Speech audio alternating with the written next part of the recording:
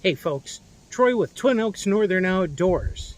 And in this video, we're going to answer the question, how much should my backpack weigh while I'm backpacking? I'm going to share my 6 power moves to help keep your back happy and your trek amazing. So, let's grab those backpacks, lace up those boots, and let's get started. Get outdoors, have some fun. First things first. It's not super complicated to find the Goldilocks zone for your pack weight. In fact, when I was an outfitter, we had a pretty simple rule of thumb. That was, for a day pack, it was 10% of your body weight. For a multi-day pack, it was 20% of your body weight.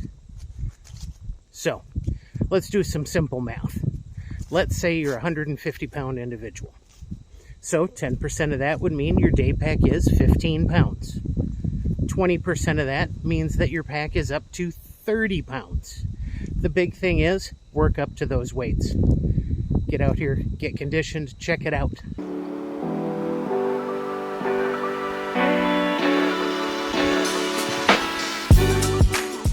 Now remember, if you're on the smaller side, you could already be taking more than 20% of your body weight in your pack.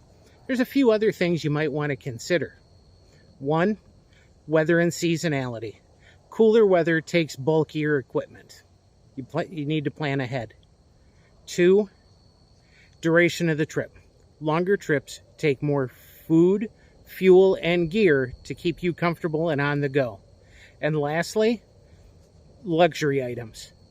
I don't require a lot when I go out, but I've got friends that need cushy pillows and comfortable clothes to lounge around the camp in after a hard day on the trek. It's up to you to plan accordingly.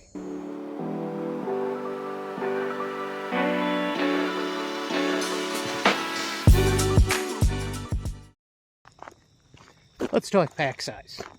A day pack, you should be taking probably a 20 to 35 liter bag, whereas with a multi-day hike, you're looking at 40 to 70. Again, the longer time you're out here, the more gear and equipment and food you're going to need. On day hikes, I always bring water. On multi-day hikes, I bring water purification and methods of purifying water so it's safe to drink. Again, as you get out here and do more, you'll learn some more skills, get that bushcraft up, and just enjoy it for what it is. Time away.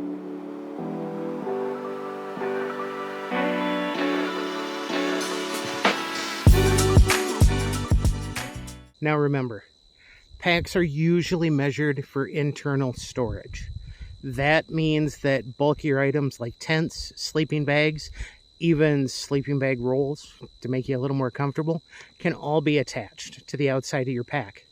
The big thing is they've got compression straps. They also have anchor points that you can use to attach those things.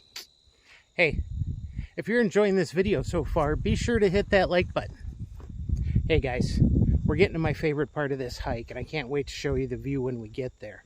But this is the best time that I can think of to share my 6 power tips for reducing pack weight and helping you enjoy your trek a little bit more. Power move number 1, pack weight. Your loadout weight less food, fuel, and water, because those are going to vary depending on the length of the trip, and they're going to dwindle as you go, so that part of your pack's going to get lighter. The big thing is making sure you have the essentials you need for that trip. Power move number 2, scale everything. Everything from the camp stove to that extra pair of merino wool underwear you're going to bring with. You need to know the weight of your current gear. I keep a spreadsheet of it, so that way I know what I can pack and what I can take depending on the trip. This includes my first aid and utility kits as well. Power move number 3. I've said it before and I'll say it again. Start out with the best gear you can afford.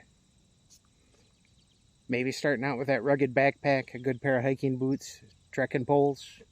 All of that plays into this. But every year, new gear is going to come out. They're going to increase the technology used to make it. They're going to reduce the weight. The nice part is, as you upgrade your gear, the weight gets lighter, increases what you can bring on your hikes. Power move number 4, no dead weight. After every hike, I unpack my entire kit, and I make 3 piles. What I used a lot, what I used a little, and what didn't get touched. Then I note that as well, because there could come a time where this trip I didn't eat those extra 2 granola bars, but I might need them later. But this also goes with, you may not have used essential items this time, but you may need them at another time. You're the one that has to plan for your trip and what's going to make it the best experience for you. Power move number 5, mealtime strategy. Like everything else, we're planning ahead. So we're planning our menus so we know what we're bringing with and how much weight we're bringing with. On an average hike, you're going to need 2,500 to 4,000 calories a day to ensure you have enough energy to get through the hike. That means in your pack, you're bringing roughly an extra 1.5 pounds to 2.5 pounds of food a day. Along with that, I also look at the bulk of containers. On one night, I know we're going to want mac and cheese. I'm going to want the carbs. I'm going to want the pasta. So instead of bringing the box with me, I write the directions on a Ziploc bag, put all the ingredients in there, and that way when I'm in the field, it's less trash I have to pack out. The nice part is, if it's a multi-person hike, you can divide that weight across the group so everybody's carrying their extra. Don't be a freeloader, carry your weight. Power move number 6, master the gear list. Like I said previously in another one, there's a spreadsheet at my house. It has all my pack weights. That way I can determine what I need and what I take with. I don't overpack. On some trips when you fly in, you're limited to the amount of gear you can bring. This, again, gives you an idea of what you need, what you don't need, and what's going to make the best experience for your hike.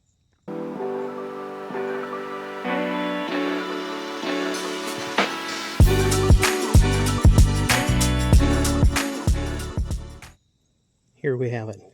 This is my favorite spot of this entire trek.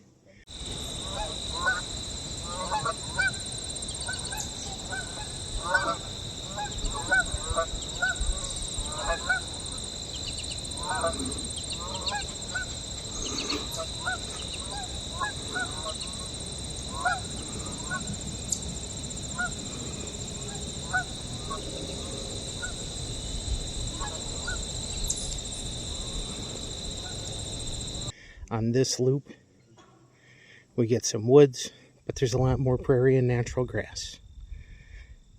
Wide open spaces and enjoyable time outdoors.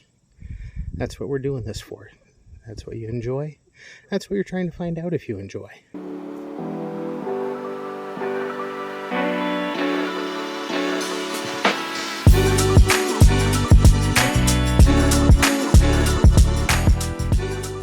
Pro tip. When the sun is starting to set, you need to know how much time you have left in the woods. Before it gets dark, your hand is the best tool you have. Simply extend your hand out, put your fingers on the horizon, and then if you move your fingers, it will tell you in 15-minute increments how much time you have left. So right now, we've got about 30 minutes to finish our hike, get back to the car, and get home.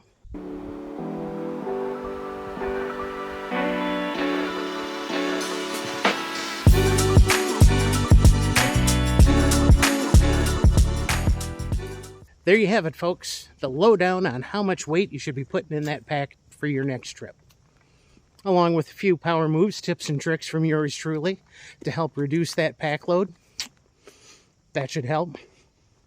The biggest thing is, it doesn't matter if this is a 1-day jaunt or a 5-day marathon hike.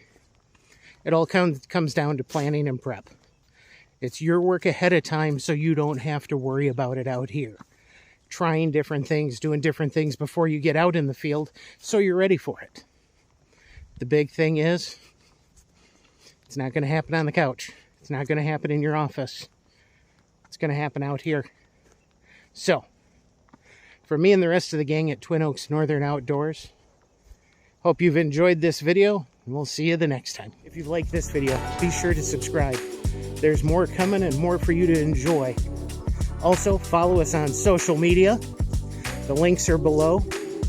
And if you want to learn more, check out our website, twinoaksnorthernoutdoors.com. Thanks a lot, and we'll see you in the next video, guys.